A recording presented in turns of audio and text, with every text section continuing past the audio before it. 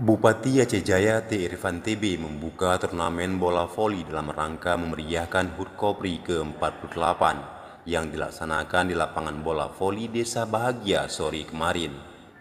Turnamen voli yang dilaksanakan Sekretariat Kopri Aceh Jaya ini diharapkan mampu menjadi sarana silaturahmi dan memupuk kebersamaan antar sesama unit Kopri.